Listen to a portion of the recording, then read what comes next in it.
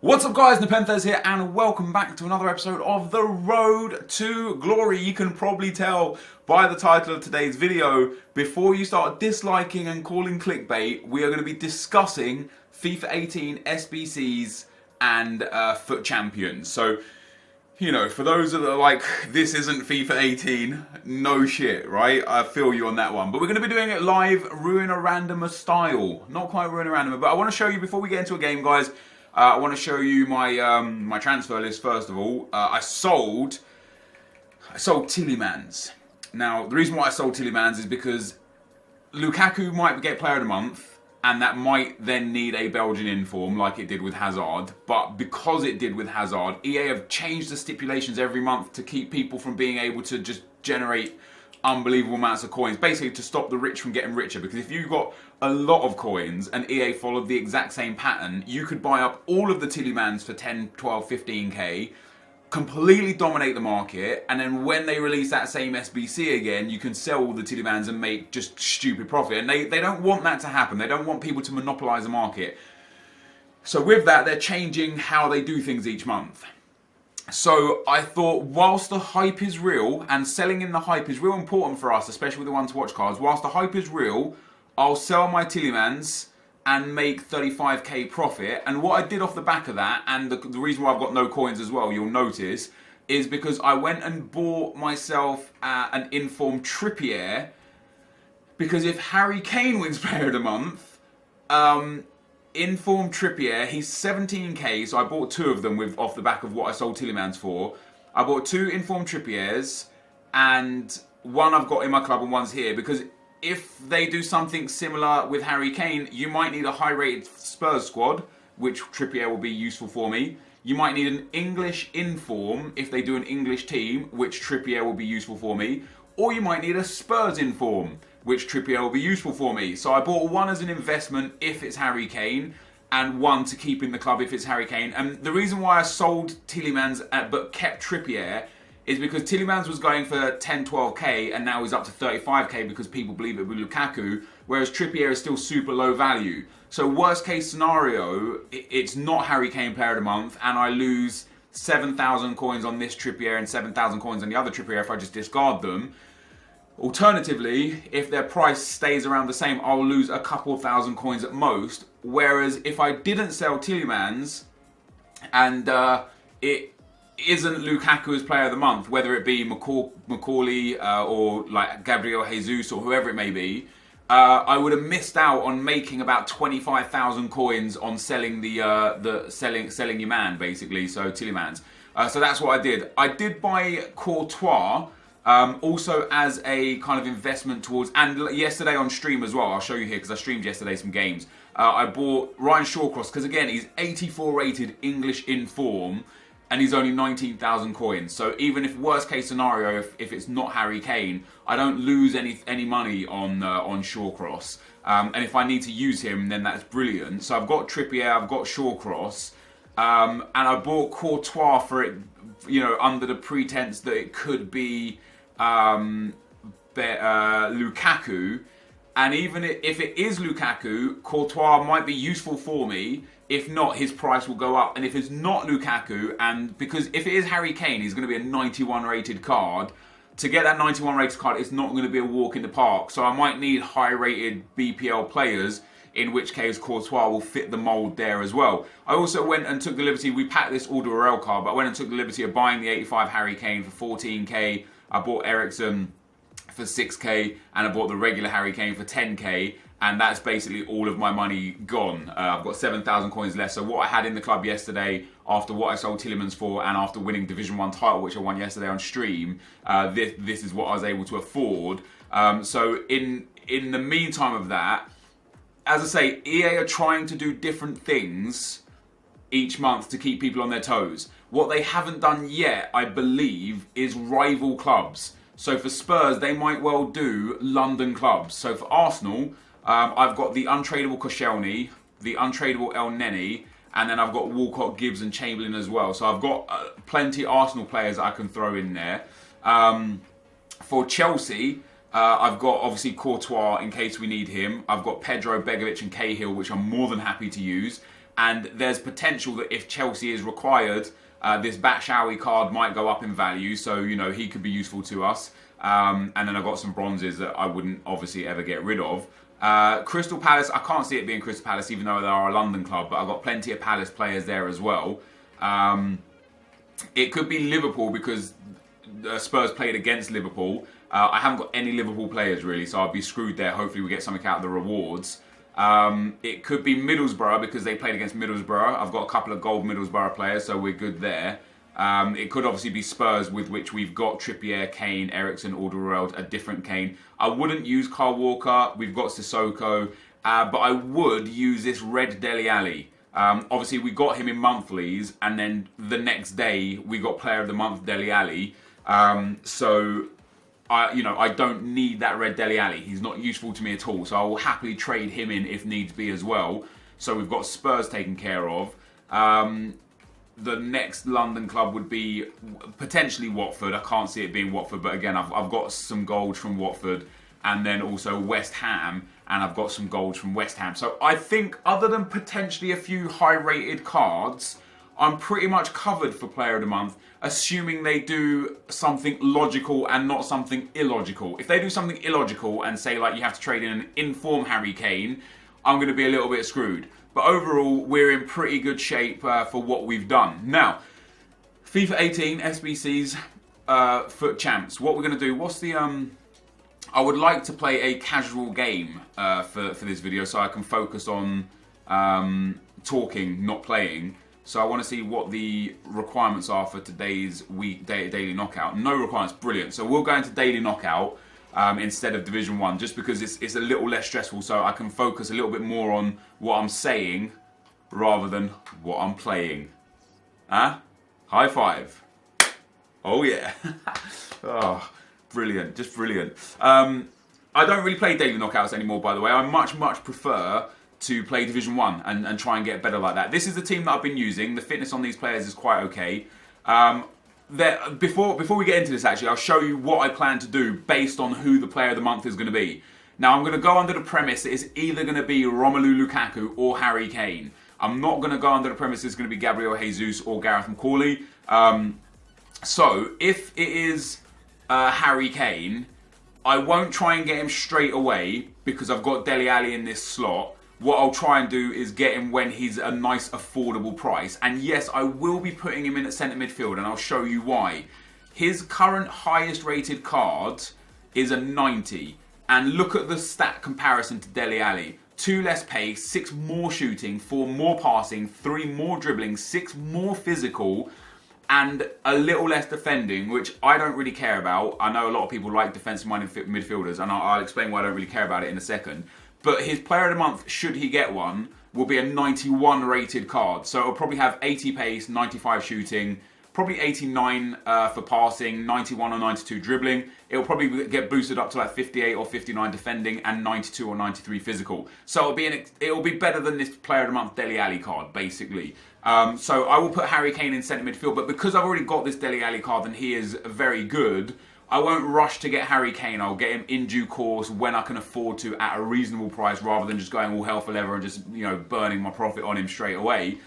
If, however, it's Lukaku, my whole setup changes. If Lukaku is Player of the Month, we put Hazard back in at right forwards. We put Nainggolan in the midfield. Assume Nacer Chadli is Romelu Lukaku. Nacer Chadli goes in, and we get ourselves Seamus Coleman back into the team. So this will be my lineup if it's Lukaku. And as you can see, it does get 100 chem. There are quite a few players off chem. Ronaldo and Suarez go down to 8 chem. Nainggolan will be on 8 chem, and Hazard will be on 7 chem.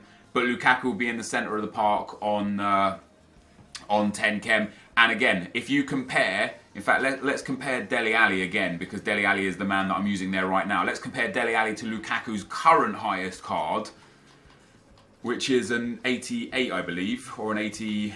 Is it an 88 or an 89? An 88. So Lukaku's Player of the Month will be an 89. So Lukaku has more pace, more shooting, more physical. Like Harry Kane, a lot less defending, a little less dribbling, and a little less passing, which he will gain during the Player of the Month upgrade. And if you actually look at his in-game stats, his short passing is very good. So that's what will happen there. We'll have Lukaku, and the reason why I will do it like this is because this Nainggolan card is exceptional, and I want him in the team. Even better still, when monthlies come out tomorrow, if we get the 87 or the 88 Nainggolan in monthlies, yeah, well, it'd be the 87, wouldn't it? If I could get the 87 Nainggolan in monthly rewards, I'd be very, very, very happy.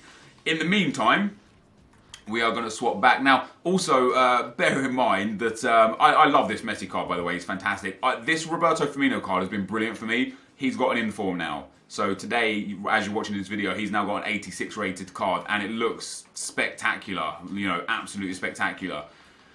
So, I don't know what to do with that. I don't know where I'm going with that. But this is the team we're using for today, guys. Quite often I'll sub out Isco early on for Ibrahimovic, put Suarez in midfield and Ibrahimovic up front. Just feels like the right thing to do for me. But we're already 11 minutes into this video and we haven't even started the game yet. So what are we here to talk about today? Today we're here to talk about FIFA 18, FUT Champs and SBCs. And I made a thread on Reddit about this and it's got some good discussion going on right now. And basically, my worry is that free-to-play has been so effective this year and the agenda has been pushed so hard by people like myself, A9 Skills, Nick28T, Fuji, Bateson, Marshall. There's a lot of really good Road to Glory accounts out there that are showing people that you don't have to spend money on this game to generate coins. Bronze pack method, squad builder challenges and FUT Champs. Even if you can't qualify for FUT Champs, if you're not good enough to qualify for FUT Champs, bronze pack method and squad builder challenges, you don't even have to have a brain to be able to be effective and generate coins from those things, right? There's a few YouTubers that have done SBC series. There's Daily Trading Tips. He did a series where he basically created new account after new account after new account, traded the coins that he made off of the early SBCs to a main account, and within a little while, like a real little while, he was able to generate enough coins to buy Cristiano Ronaldo. So, it really does push the agenda of not needing to spend money in this game to be successful in this game, which would ultimately hurt EA's pockets. They're giving out so many rewards in FUT Champs. So from SBCs and Bronze Pack Method alone, Bronze Pack Method has always been effective, but this year the SBCs are like giving a little bit more on top of that and making Bronze Pack Method a little bit more effective. But even if you're semi-decent at this game and can qualify for FUT Champs, the rewards people are getting, like I make on this account anywhere from 100 to 500,000 coins a week from FUT Champs, which is absurd, like literally absurd. I've mismanaged my coins a lot, which is why I don't really, like I've got a lot on this account, but I spent 700,000 coins to get that player of the month, Ibrahimovic. Like I've got loads of SBCs that I've spent loads of coins on that I don't really use anymore. It's a nice goal there from Ronaldo. I have a feeling this guy will quit. I'll go into a second game if this guy quits. So my fear is that they will recognise that free-to-play is overpowering pay-to-win. And as a business, and it makes sense, as a business, they would want people to spend money on packs above all else, right? Because EA are a business. That's Penrith. EA are a business. They want to make money. Of course, they want to give the consumers nice things and stuff. And I think they've got that on the button with SBCs and such. But as I say, my worry is that next year they either tone down the prices massively in FUT Champs, or they just change the price of FIFA points or change the price of packs or something to generate more revenue. So I had an idea which I stole from a combination of FIFA Mobile and Madden, which are obviously both EA controlled games, that to counterbalance it, they could put tokens into the game as a new item. I kind of hope he scores so he doesn't quit. Yeah, tokens into the game as a new item that will help really balance and refine the market to keep the economy strong throughout the year, but also to make it almost to basically make people open more packs, which is important. So this idea also has a free-to-play aspect, but this is what I would propose. So I'd propose that they'd add 4 levels of tokens in: bronze tokens, silver tokens, gold tokens, and elite tokens. To get the tokens, you can open packs, and they would be, as I say, another item, quite like draft tokens, but not as rare. But I'm not saying you'd get a token every pack, but they would be relatively common. Maybe like with the rarity of squad fitness cards that you get in bronze packs or in the regular packs. That sort of rarity. So you could, if you open a lot of packs, you'll get a lot of tokens. With those tokens, you can have bronze tokens. Let's say you trade 25 bronze tokens in an upgrade SBC to generate 1 silver token. You can trade 25 silver tokens to generate 1 gold token, and you can trade 25 gold tokens to generate 1 elite token.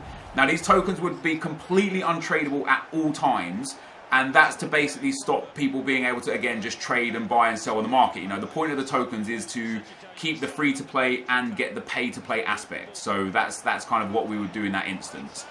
So they would be untradeable. You wouldn't be able to buy these off the market. You'd also be able to use players to earn token packs. So you could trade, for example, you know how we have the current upgrade SBC where you trade 11 bronze players for 2 silver players. Well, imagine instead of that you have an upgrade method where you trade 25 bronze players for a bronze token pack that contains 5 tokens, and in those 5 tokens you will get guaranteed 4 bronze and 1 random token. It might well be bronze, it might be silver, might be gold, might be elite, but the likelihood is it would be bronze. So you trade 25 bronzes for that token pack. You could also trade in 25 silver players for a silver token pack that will contain 5 tokens, 4 silver, and 1 random token. And the same with gold. You'd trade in 25 gold players that would give you a gold token pack where you get 4 guaranteed gold tokens and 1 random token. There would be no pack available for elite tokens because you'd want elite tokens to be super rare. And basically what that would do is it would take so many players off the market that it would keep the economy strong, and it would keep pack value really nice. Like already this year, EA have done great stuff with packs because certain players have value at certain times in the year because of SBCs.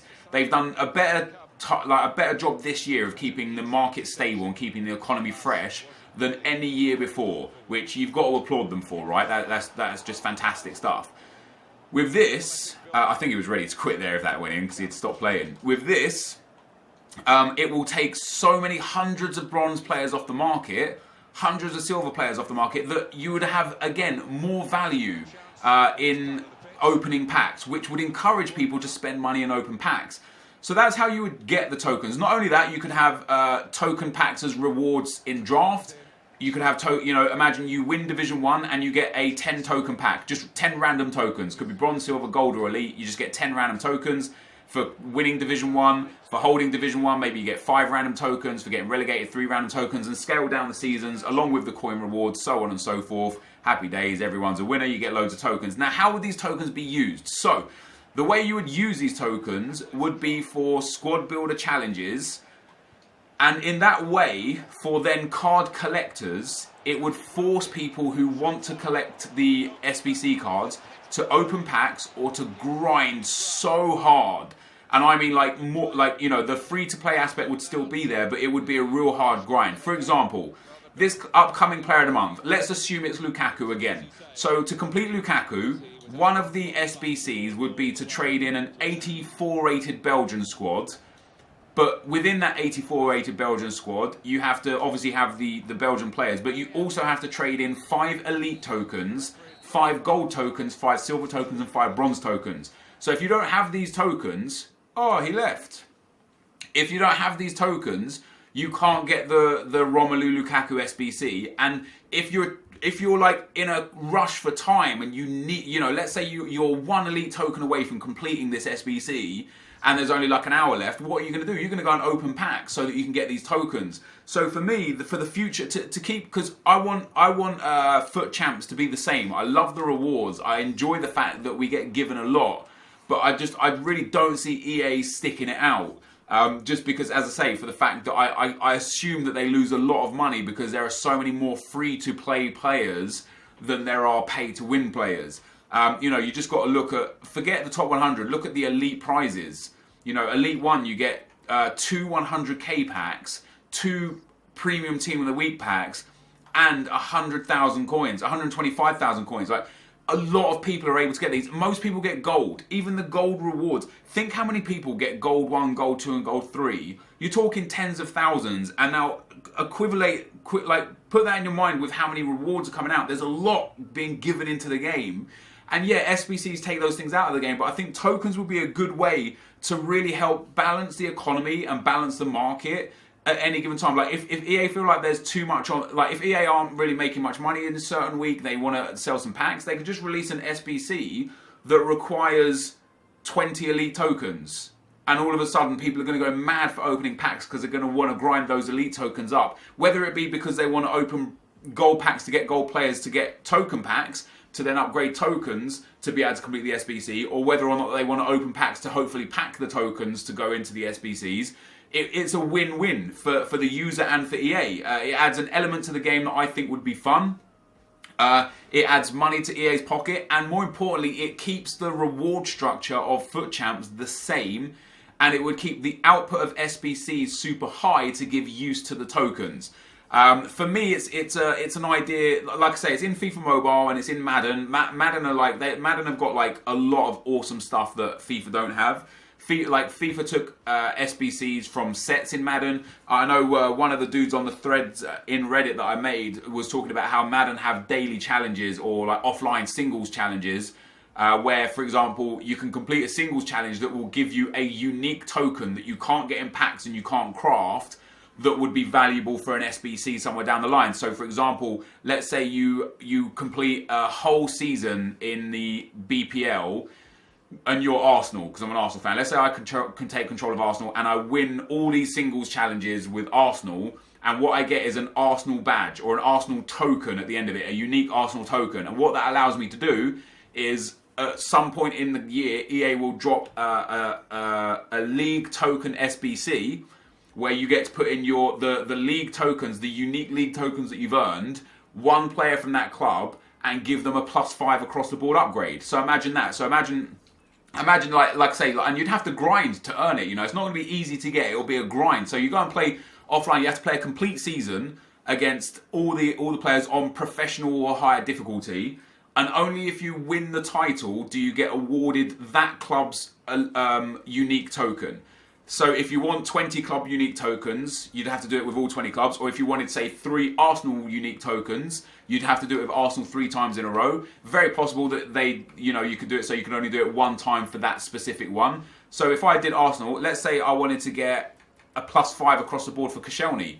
So I'd apply that unique Arsenal token and this Laurent Koscielny in a one-time only SBC, and Koscielny would go to 83 pace, 70 dribbling, 90 defending, 83 physical, 67 passing and 45 shooting. Brilliant. And maybe he just gets like a special border around him.